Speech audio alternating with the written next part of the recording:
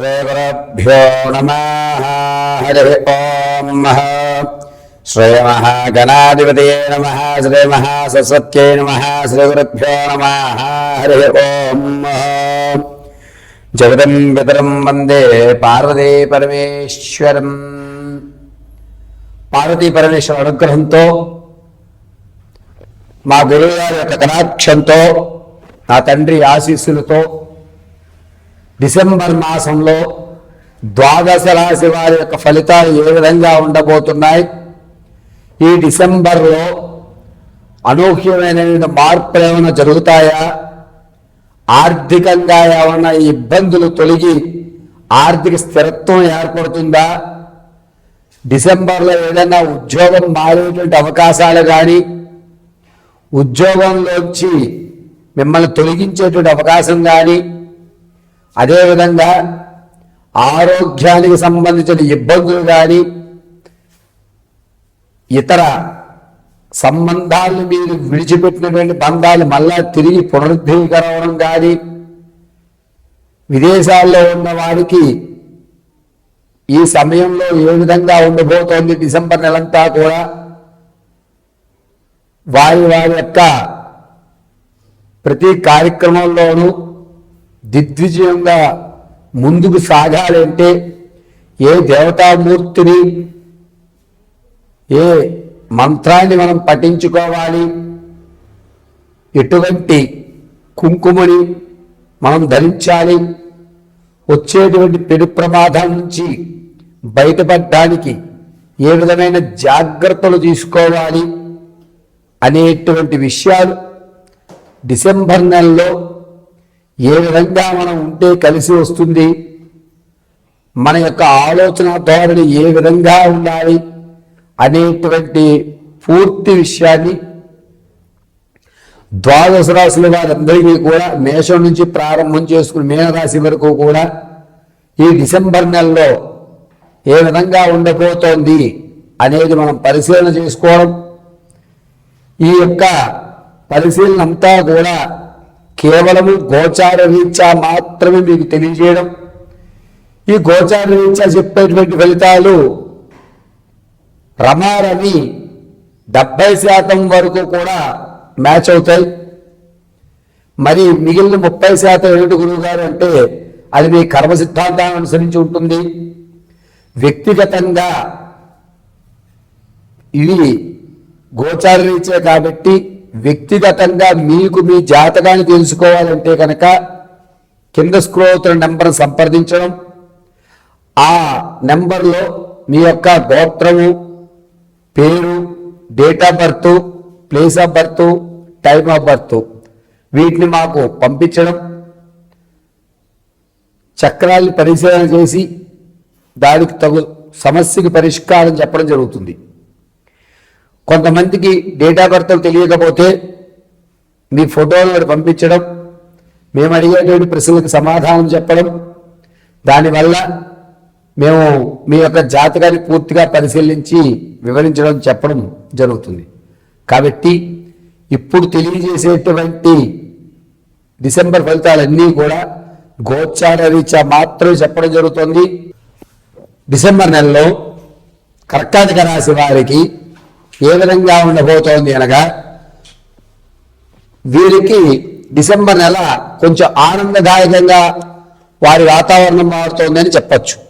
ఇంతకు ముందు ఏదైతే కష్టపడ్డారో ఆ ఫలితాలు తెలియటువంటి అవకాశం, ఇంతకుముందు మీ శ్రమకి ఖచ్చితమైనటువంటి ఒక ఫలితం అనేటువంటిది ఈ డిసెంబర్ నెల 7వ తారీఖు నుంచి లభిస్తోంది. కొత్త వాహనం కొనుక్కోవడం, ఎప్పటి నుంచో నిర్వర్తిస్తున్నటువంటి వ్యవస్థ అంతా కూడా మీకు దరిచేయడం అనేటువంటి జరుగుతోంది.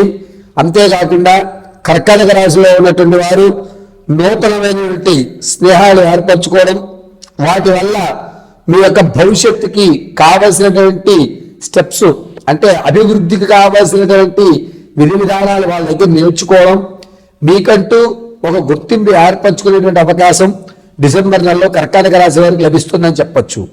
రాజకీయంలో ఉన్న వారికి గౌరవం అనేది పెరుగుతుంది.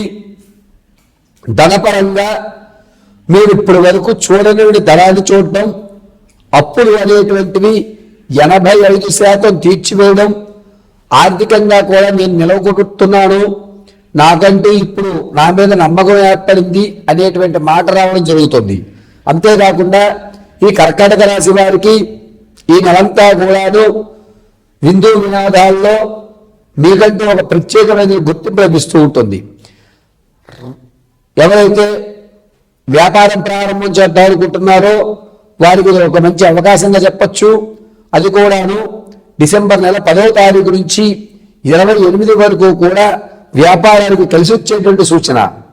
ఇక రియల్ ఎస్టేట్లో కానీ, స్టాక్ మార్కెట్లో కానీ, భూ సంబంధితమైనటువంటి వాటిలో కానీ పెట్టుబడులు పెట్టేటువంటి వారు ఎవరైతే ఉంటారో వారి మీ పెట్టుబడికి, మీ రాబడికి ఖచ్చితంగా సరిపోతుంది. ఒక రూపాయి కూడా అభివృద్ధి చెందేటువంటి అవకాశం లేదు. కర్కాటక రాశి వారు ఎక్కువ ప్రమాదాలు జరుగుతున్నాయి. ఈ నెలలో 11వ తారీఖు నుంచి, డిసెంబర్ 11వ తారీఖు నుంచి 24వ తారీఖు మధ్యలో ప్రమాదం అనేటువంటి జరుగుతోంది. ఈ ప్రమాదాలు పొంచి ఉండడం వల్ల మెడ నరాలకు సంబంధించి కానీ, లేదా స్పైనల్ కార్డ్లో ఎయిర్ గ్యాప్స్ అవడం అనేటువంటిది జరిగేటువంటి సూచనలు ఎక్కువ కనబడుతున్నాయి. కాబట్టి ప్రయాణాలు చేసేటప్పుడు, అదేవిధంగా మీరు మెట్లు ఎక్కేటప్పుడు, లేదా మీరు రాత్రి వేళల్లో బైక్ రైడ్ చేసేటప్పుడు చాలా జాగ్రత్తగా ఉండాలి.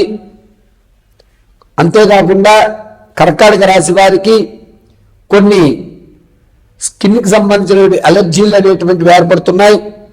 నిత్యము కూడా డాక్టర్ గారి సలహాలు తీసుకోవడం చాలా మంచిది. సంతానం కొరకు ఎవరైతే చూస్తున్నారో వారికి ఈ నెలలో అంత యోగదాయకంగా లేదు. ప్రసవానికి ఉన్నటువంటి ఆడవారు పుత్ర సంతానాన్ని కలిగేటువంటి అధికారం ఎక్కువ లభిస్తోంది. వివాహం కొరకు చూసేటువంటి వారికి డిసెంబర్ నెలలో అంతా కలిసి వచ్చేటువంటి అవకాశం లేదు.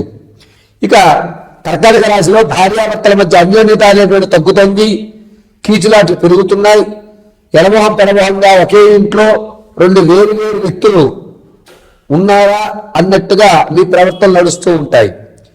తాత ముత్తాతల నుంచి లభించేటువంటి స్థిరాస్తి కానీ, చరాస్తులు కానీ ఏవైతే ఉన్నాయో అవి మీకు వచ్చేటువంటి అవకాశం చాలా తక్కువగా ఉంది. ఒకవేళ భగవంతుడి అనుగ్రహంతో వచ్చినా మీరు నిలబెట్టుకోలేకుండా ఉంటారు.